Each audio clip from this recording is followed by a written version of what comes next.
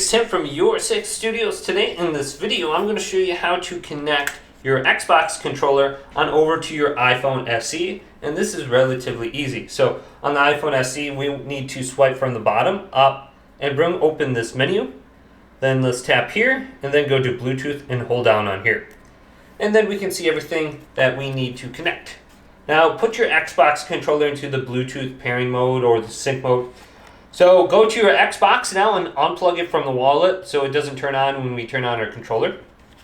So I'm going to turn on the controller right now. Then go to the sync button right here and hold this down.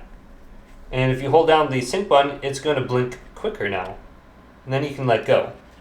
And we need to start scanning for things on here. So let's go to Bluetooth settings. Scroll on down and you can see my Xbox wireless controller is located here. I'm going to select it and then go to pair, and my controller should be now connected to my phone. So you can play Call of Duty or whatever game you want to play now.